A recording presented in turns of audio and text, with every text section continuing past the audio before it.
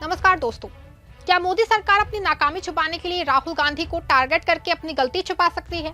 अपने फेलियर को छुपाने के लिए मोदी के विदेश मंत्री संसद में गलत आंकड़ा परोस के मोदी के कारनामों छुपाने का काम कर रहे हैं। सेना के नाम पे वोट मांगने वाली पार्टी 2022 में चाइना बॉर्डर पे 20 जवानों को शहादत पे आज तक एक भी शब्द नहीं बोला है, नहीं, लेकिन सेना के नाम पे, मौत के नाम पे मोदी को वोट मांगना है। आपको बता दें कि बीजेपी सरकार देश की जनता को भ्रमित करने का कोई कोर कसर नहीं छोड़ रही है।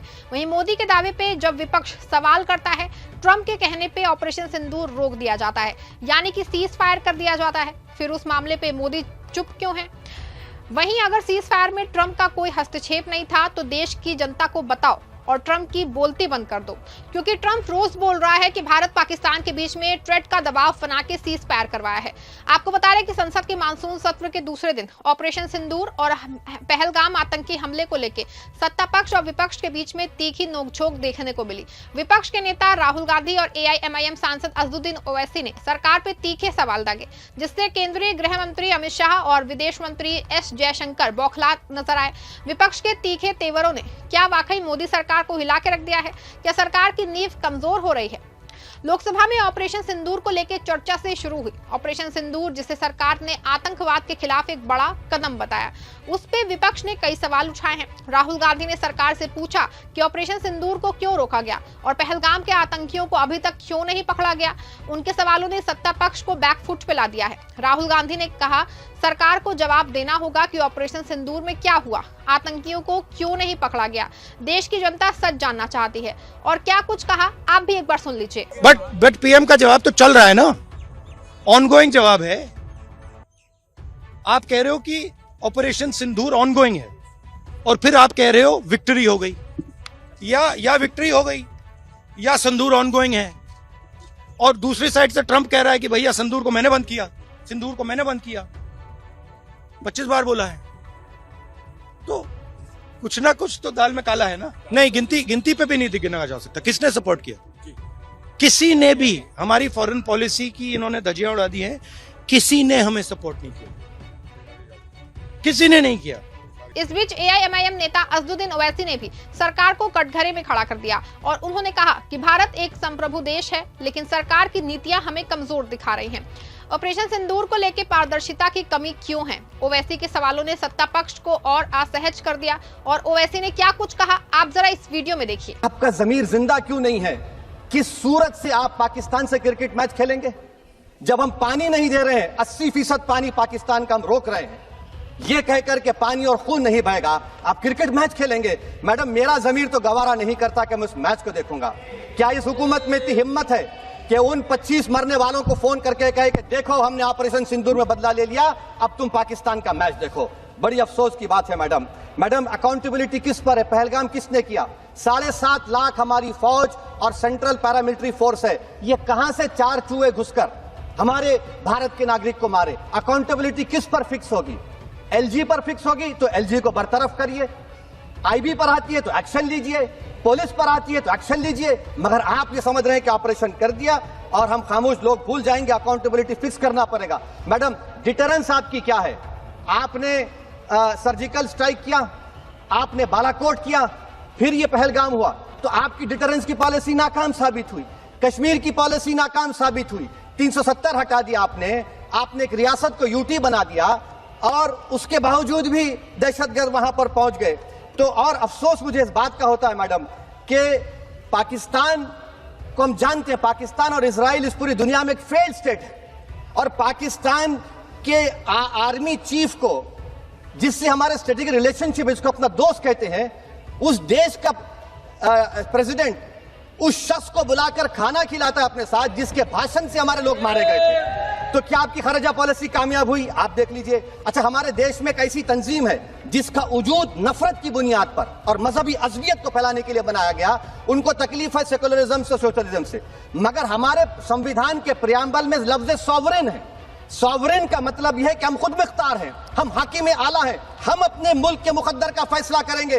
दोस्तों, आपको बता दें कि विदेश मंत्री एस जयशंकर ने ऑपरेशन सिंदूर पे सरकार का पक्ष रखते हुए कहा कि भारत की आतंकवाद के खिलाफ जीरो टॉलरेंस नीति है। ऑपरेशन सिंदूर के दौरान प्रधानमंत्री नरेंद्र मोदी और अमेरिकी राष्ट्रपति डोनाल्ड ट्रंप के बीच कोई फोन कॉल नहीं हुई थी, लेकिन उनके जवाब के दौरान विपक्ष का शोरगुल बढ़ गया, जिससे कि गृह मंत्री अमित शाह नाराज हो गए।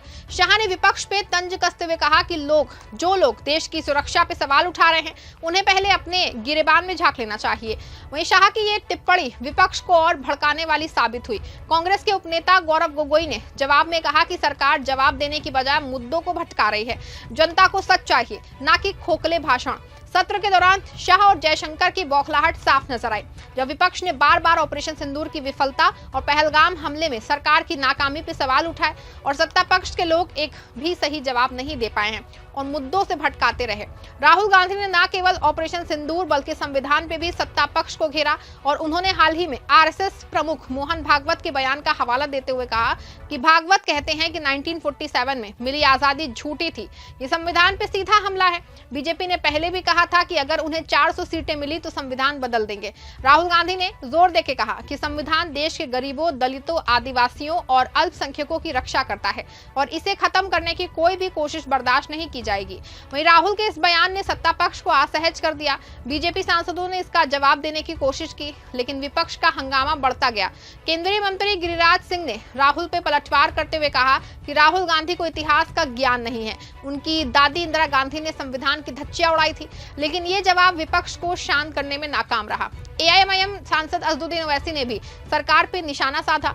उन्होंने कहा कि सरकार वक्फ संपत्तियों को छीनना चाहती है, ये संविधान के खिलाफ है। ओवैसी ने ऑपरेशन सिंदूर पे सवाल उठाते हुए कहा कि सरकार की नीतियां देश की संप्रभुता को कमजोर कर रही हैं।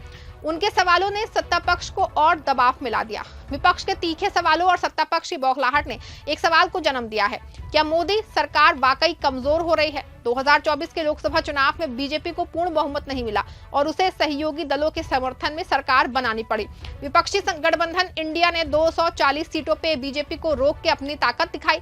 उत्तर प्रदेश में समाजवादी पार्टी और महाराष्ट्र में महाविकास अघाड़ी ने बीजेपी को कड़ी टक्कर दी है। हालांकि बीजेपी ने हरियाणा और महाराष्ट्र के विधानसभा चुनावों में जीत हासिल करके अपनी स्थिति को मजबूत किया, लेकिन बिहार में 2025 के विधानसभा चुनाव को लेकर के सियासी गतिविधियां तेज हो गई हैं। नीतीश कुमार की जदयू और बीजेपी के बीच तालमेल बना हुआ है, लेकिन विपक्षी गठबंधन में तेजस्वी यादव और असदुद्दीन ओवैसी जैसे नेताओं की सक्रियता ने समीकरण को और गंभीर बना दिया है। सत्ता पक्ष ने विपक्ष के हमलों का जवाब देने की कोशिश की। केंद्रीय कृषि मंत्री शिवराज सिंह चौहान ने कहा कि पीएम मोदी के नेतृत्व में भारत चौथी सबसे बड़ी अर्थव्यवस्था बन गया है, हम जल्दी तीसरे स्थान पे होंगे। और उन्होंने विपक्ष पे तंज कसते हुए कहा कि जो लोग देश की प्रगति को नहीं देख पा रहे हैं वो सिर्फ आलोचना करते हैं। प्रधानमंत्री नरेंद्र मोदी ने भी लोकसभा में अपने भाषण में विपक्ष पे निशाना साधा और उन्होंने कहा कि हम देश की एकता को सर्वोपरि रखते हैं। विपक्ष सिर्फ जहर की राजनीति करता है, लेकिन विपक्ष ने इसे मुद्दों से भटकाने की कोशिश करार दिया है। विपक्षी गठबंधन इंडिया ने एकजुटता दिखाने की कोशिश की। राहुल गांधी, प्रियंका गांधी और समाजवादी पार्टी के अखिलेश यादव ने मिलकर के सरकार को घेरने की रणनीति बनाई है। प्रियंका गांधी हाल ही में वायनाड से सांसद बनी, उन्होंने भी संसद में सक्रियता दिखाई। उनकी कुंडली के अनुसार 2025 में उनकी लोकप्रियता बढ़ेगी, लेकिन कुछ चुनौतियां भी सामने आएंगी।